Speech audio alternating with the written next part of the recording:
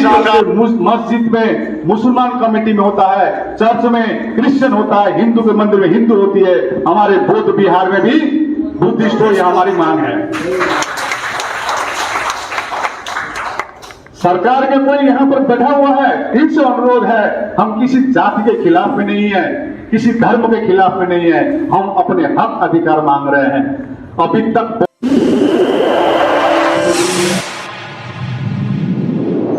इस news channel पर जो भी वक्ता ने कहा वो उसकी अपनी राय है, जिसकी पुष्टि नेशन न्यूज इंडिया नहीं करता। धन्यवाद। बौद्ध कभी सड़क में नहीं उतरी थी, इस बार महाबोधि महाविहार को लेकर सड़क में उतर रही है। बड़ा बड़ा स्टेप लेने का प्रोग्राम है, लेकिन 29 तारीख तक हम लोग ने सोचा नहीं, अब मेरे को बाहर निकलना होगा और लोगों को बताना होगा ये हो रहा है। और मैं आप सबसे अनुरोध करना चाहता हूं, कल जाकर आकाशला में कोई गोली मार के मार दे, ये आंदोलन नहीं रुकनी चाहिए, आंदोलन कंटिन्यू चलनी चाहिए। मैं आपको अनुरोध करना चाह रहा हूं, आंदोलन आकाशला में खत्म, आंदोलन खत्म, ऐसा नहीं होना चाहिए।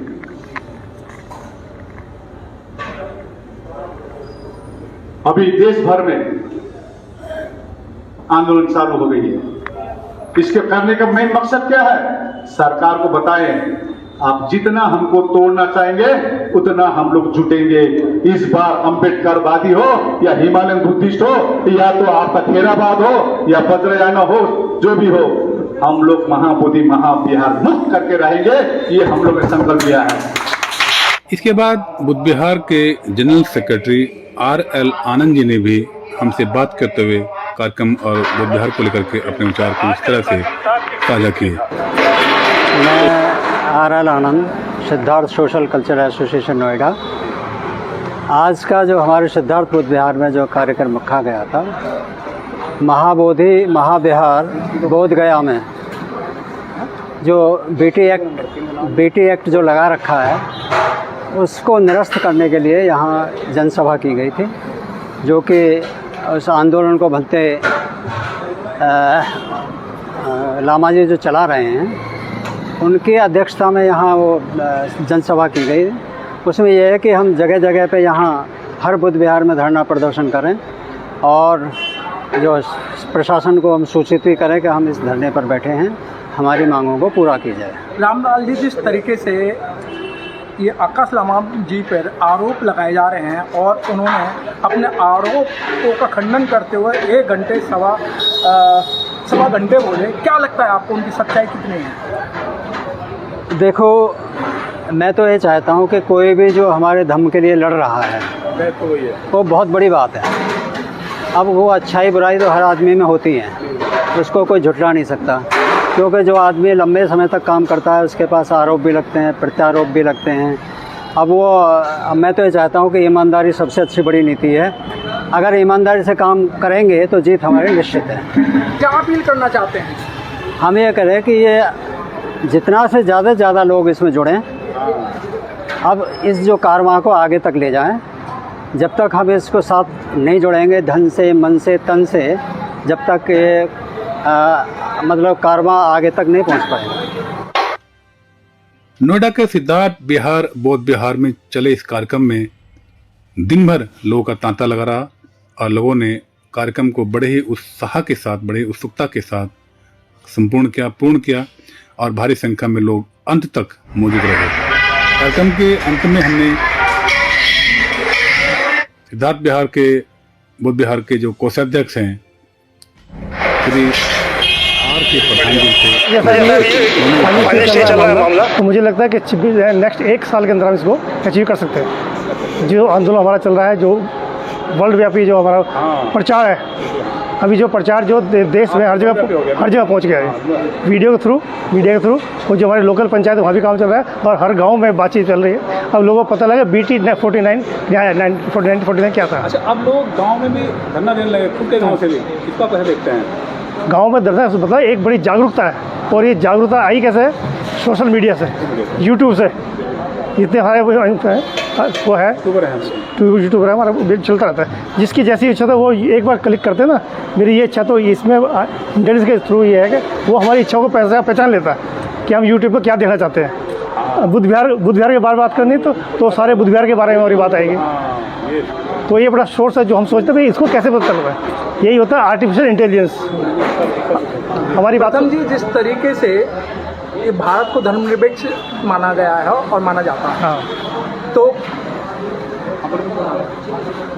मस्जिदों पे कब्जा जो मौलवियों का है, हाँ गिरजाघर पे पादरियों का है, मस्जिद पे मौलानाओं का है, तो सर बुद्धिस्ट मंदिर पर बुद्धिस्ट का क्यों नहीं है?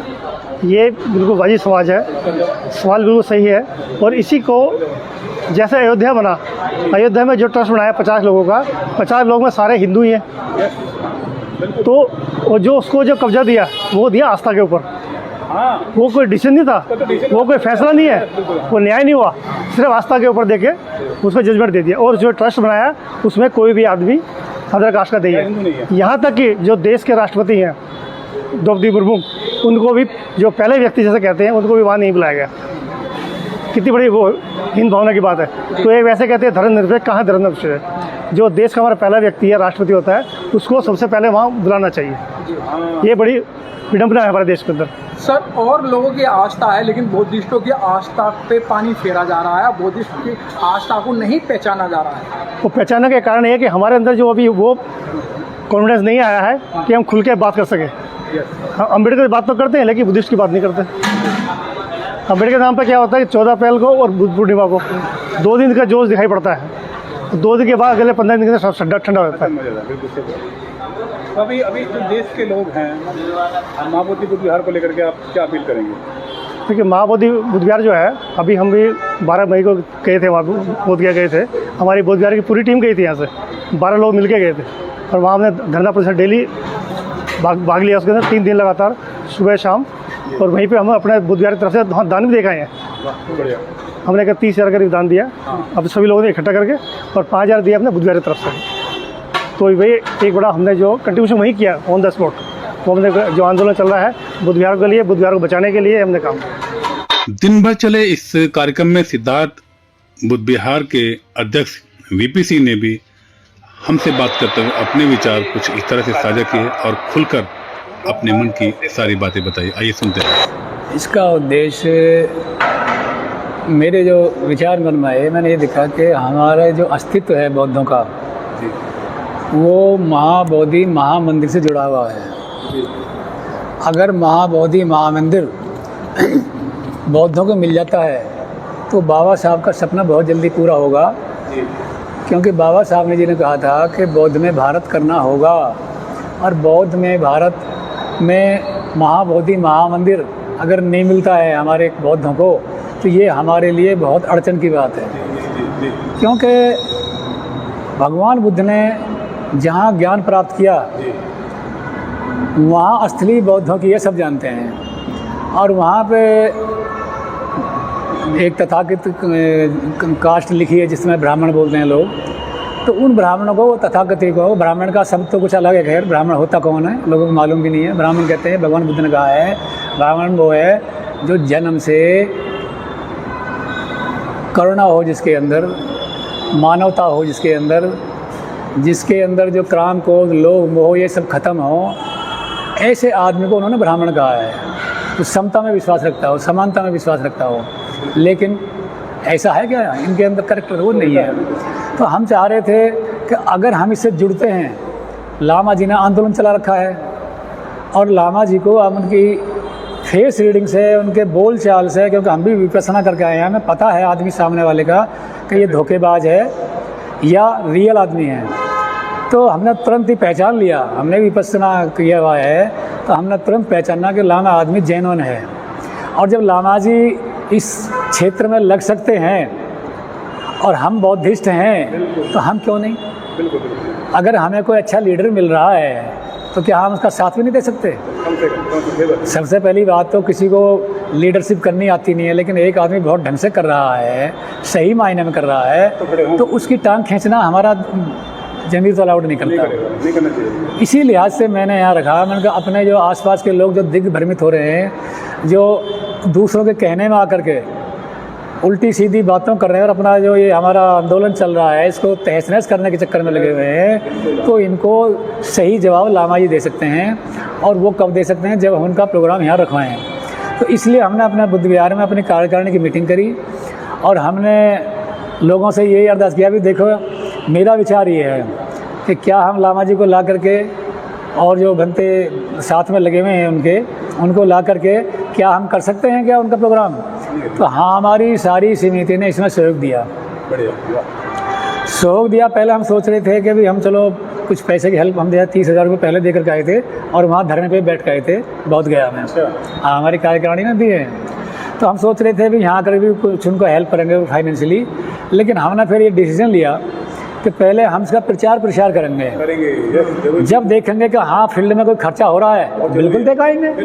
तो अभी हमने इनको कोई खर्चा नहीं दिया है, कुछ नहीं दिया है, ना कोई डोनेशन दिया है, जो दे दिया। अभी हमने सिर्फ प्रचार प्रसार के लिए बुलाए हुए हैं। सर, जिस तरीके से बोध गया के अंदर जो आंदोलन चल रहा है, मंदिरों के अंदर पंडित बैठ सकता है, पुजारी बैठ सकता है, मस्जिद के अंदर मौलवी बैठ सकता है और गिरजाघर के अंदर उनका पादरी बैठ सकता है जी। और तो सर अपने बौद्ध विहार के अंदर बौद्धिस्ट क्यों नहीं?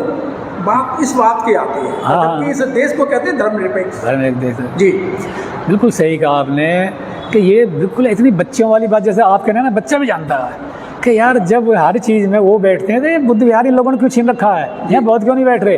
तो इतनी छोटी जब सब लोग समझ रहे हैं तो गवर्नमेंट के दिमाग में क्यों नहीं आ रहा? ये ज़बरदस्ती है, ये ज़बरदस्ती है कि भैया हमारी गवर्नमेंट में हम सब कुछ कर सकते हैं, तुम कुछ नहीं कर सकते जी। इस लिहाज से कभी कभी मन में आता है कि क्या बिगड़ गवर्नमेंट के हमें नहीं मिलेगा वो? तो फिर तो यही हो गया है कि हम सबको एक होकर के जो मूल निवासी हैं, जिनको 85% है, उनका भ्रम तोड़ो कि भाई आपको ये शूद्र बोलते हैं। जब वोटिंग आती है तो आपको अलग अलग नाम से लेंगे, हाँ जी आप यादव हैं जी, फलाने हैं जी, ठिकाने, आओ हिंदू हो हमारे हो आप। और जब इनके धर्म की बात आती है तो ये शूद्र बोल देते हैं। तो भाई साहब ये ऊंची पायदान पे, आप छोटे पायदान पे, तुम इतने छोटे बनकर रहोगे क्या इस धर्म में? सर आपने भ्रम की बात की और भ्रम में देखा जा रहा है कि इस आंदोलन को एक राजनीतिकरण हो गया है। और ये राजनीतिकरण कहाँ से हुआ है? ये दिल्ली से हुआ है। क्योंकि और ये देखा गया है कि सर ये उत्तर भारतीय लोगों पर बाहर के लोग आगे कब्जा करना चाहते हैं। ये तो देखो आज से नहीं है, कभी बहुत दिनों से ऐसा हो रहा। बाबा साहब तो इस बात को बताते बताते चले गए। हमारा जो पूरा इतिहास है खोद के देखोगे तो सारा हमारा इतिहास मिल जाता है। जो आपने सम्राट अशोक का देखा होगा आपने, तो पूरा पता इनको पता है। देखिए ऐसा ही नहीं हमें आपको पता है, पहले नहीं, बल्कि हमें नहीं पता था, इनको पता था। अब हमको पता लग गया है। ये आप लोगों के थ्रू बहुत कुछ अच्छा हुआ है, तो सबको पता लग गया है कि भी हमारा क्या था यहाँ। हम तो यहाँ के राजा थे, हम तो यहाँ के सब कुछ थे। ये देश पूरा जम्बूद्वीप ही हमारा था। इन्होंने बाहर से आकर के धीरे धीरे शरणार्थी के तौर पर कब्जा किया और आज मालिक बनने के चक्कर में अब कहने को तो 3% हैं, लेकिन गुलाम इन्होंने पूरे बना रखा है। और 3% जो बड़े बड़े छत्री मानते हैं ना आपको, वो भी गुलाम है इनके, उनको पर दिमाग में नहीं है। बाबा साहब ने कहा ना, गुलाम को याद दिला दो तो तू गुलामी कर रहा है, उसको याद दिला दो तब उसको बेरियाँ तोड़ना है। तो उनको पता ही नहीं है ना गुलाम। सब जिस तरीके राजनीतिकरण हो रहा है, और आपने आकाश लामा जी से वो क्वेश्चन किए जो कि एक बहुत ही अच्छे क्वेश्चन थे कि जिस तरीके से एक पर्दा डाला जा रहा है, चाहे पैसों की बात करें, पब्लिक की बात करें, और आकाश लामा ने अपने 1 घंटे 15 मिनट की स्पीच में वो सारा क्लियर करा। क्या लगता है आपको कौन क्लियर है? वो जो अगनत बात कहने वाले या जो सच्चाई अपने बारे में कहते फिर रहे हैं वो बड़े? मैं तो 2 दूनी 4 बड़ी सिंपल भाषा में समझा रहा हूँ। लामा जी ने तो बता ही दिया, मैं तो पहले जानना पड़ा। जब हम यहाँ 1 करोड़ रुपए इकट्ठा कर रहे थे तो बदतमीजी करने वाले तो पहले भी कर रहे थे। ये खा जाते हैं, ये तो भ्रष्ट वो है संस्था फलाना ठिकाना, कितने गए। हमने जवाब नहीं दिया क्योंकि हमें अपने ऊपर विश्वास था कि अभी क्या हुआ क्या नहीं हुआ पीछे नहीं जाऊँगा मैं। अब मैं क्या कर रहा हूँ इसकी गारंटी मैं लूँगा जी। और कोई माई का लाल आज तक बता दे कहीं कोई गड़बड़ बात। इसी तरह लामा जो कह रहे हैं आज, मुझे विश्वास है। अरे लामा 1-2 करोड़ ले गया, इसे क्या राजा बन जाएगा? आदमी इतना गिरा हुआ नहीं हो सकता। जितने विचार, जिसके श्रेष्ठ विचार हो पता लग जाता है जी। ये जो भौंक रहे हैं ना राजनीतिक आदमी, इनको तो ज्ञान ही नहीं हमें लगता कभी कभी। सिर्फ क्या मैं फोटो, जैसे आप मेरी वीडियो बना रहे हैं या मुझसे क्वेश्चन कर रहे हैं, मुझे क्या लेना देना इससे? आप कह रहे हैं तो मैं सच्चाई बता रहा हूँ बस। मुझे लीन नहीं देना, कोई दिखाए ना दिखाए। मुझे प्रचार प्रसार से मेरा कोई मतलब नहीं है। मुझे अच्छा करने से मतलब है कि मैं क्या योगदान दे सकता हूँ। इस तरह अगर ये सोचेंगे लोग तो इनको सब लामा भी अच्छे लगेंगे, लेकिन अच्छे नहीं होते। वो सोचते हैं मेरा नाम क्यों नहीं है, पैसा मेरे पास क्यों नहीं आ रहा, और इसकी लड़ाई हो रही है। सोच नहीं बोल पा रहे लोग। हाँ, क्योंकि सर बात यहाँ की है कि ये सिद्धार्थ बौद्ध विहार में जब इस पे एक बहुत बड़ी आफत आई थी, उसको आपने शांतिपूर्वक सोल्व करने का काम किया। जी, जी। उसके अंदर हमारा भी योगदान था, बुरा था। लेकिन आपका जो एक धैर्य था, जी, जी। वो धैर्य अपनी जगह ठीक था। तो क्या लगता है सर, वो धैर्य बनाए रखना चाहिए? देखिए ऐसा है कि जब भी जैसे मान लीजिए हमें ये लोगों ने कहा कि भी नहीं वो डंडे लेके चलो और वहाँ बैठेंगे वो 30 पे जा करके हाय हाय करेंगे, ये करेंगे, धरना देंगे, मारेंगे, उनको घेराव करेंगे, ऐसे तो लोगों से जाओ आए थे। मैंने कहा भाई हमारे बस की ये काम तो करना नहीं है, कानून से हम जो है अपने यहाँ बैठेंगे। और हमने 10-12 दिन तक यहाँ बैठे, खूब खाना पीना खूब खाया, अंदर बैठे। हमने वो आए मिलने के लिए अथॉरिटी वाले, हमने जवाब दे दिया, मैं कहा जब तक नहीं हटेगा धरना हमारा, जब तक तुम यहाँ से लिख कर नहीं दोगे, हाँ जी हम यहाँ कुछ नहीं है, आपका तो यहाँ है लिखित में नहीं दोगे। चलता रहा नहीं माने हो, हम कोर्ट में चले गए, लेकिन हमें डंडा तो नहीं उठाया। डंडा उठा लेते तो हम सब जेल में होते और ये इस पर ताला लग जाता। यही लामा जी का मैं कह रहा हूँ कि शांति प्रिय धरना जो दे रहे हैं, मुझे इसमें विश्वास है कि कामयाबी मिलेगी, क्योंकि प्रचार प्रसार होगा ना तो गवर्नमेंट हिल जाती है प्रचार प्रसार से। कि सब लोग सुनते हैं देश तक, जो कह रहे एक आदमी का घर छीन रखा, मान लो मेरा घर छीन रखा आपने, तो सब लोग पता यार वीपी सिंह घर छीन रखा है तो वीपी सिंह का छीन रखा है आपने, पीपल साहब ने। तो ये आप एक प्रशासनिक अधिकारी रहे हैं, इंजीनियर रहे हैं, बड़े अच्छे पद पर रहे हैं सर, आपकी बात को लोग सुनते हैं और मानते हैं, तो आप जनता से क्या अपील करना चाहते हैं? मैं जनता को ये अपील करूँगा कि जैसे मेरी सोच है, मैं गुणता हूँ चीज़ को, विपक्षी बनो, विपक्षी बनो और सोचने की शक्ति बढ़ाओ। बाबा साहब की शक्ति कहाँ से बढ़ी? उसके माँ बाप के माहौल से बढ़ी। उनके माँ बाप का माहौल धम्मी था। कबीर साहब से उनको सच्चाई मिली, कबीर साहब से उनको पता लगा कि क्या गलत हो रहा क्या सही हो रहा है। आगे जाके फूले जी मिले, फूले जी ने उनको बताया कि देश में क्या हाल हो रहा है, इसकी लड़ाई कैसे लड़नी है। और इसके बाद में भगवान बुद्ध मिले, भगवान बुद्ध से पता लगा कि जब तक क्षमता का माहौल नहीं बनेगा, ऊंच नीच रहेगी, हम यहाँ भेदभाव नहीं मिटा सकते। तो ये सारी चीज़ सोच के उनको दिमाग में आई और वही चीज़ उन्होंने संविधान में लागू करी। तो एक कानून से शांति प्रिय करते करते करते करते वहाँ चले गए और उन्होंने किसी की बात नहीं सुनी। अरे भैया मैं भी यही कह रहा हूँ अपने साथियों से सबसे कि आप सोचना देखो कि ये वीपी सिंह गलत है या कोई और गलत है या लामा गलत है, कौन गलत है, सब कुछ सोचो ढंग से कि क्या लालच है इनको। जब आप गहराई से सोचोगे तो आपको पाओगे कि सच्चाई तक पहुँच जाओगे। मैं तो पहुँचा हुआ भाई, मुझे नो डाउट कि लामा कभी भी छल कपट नहीं करेगा।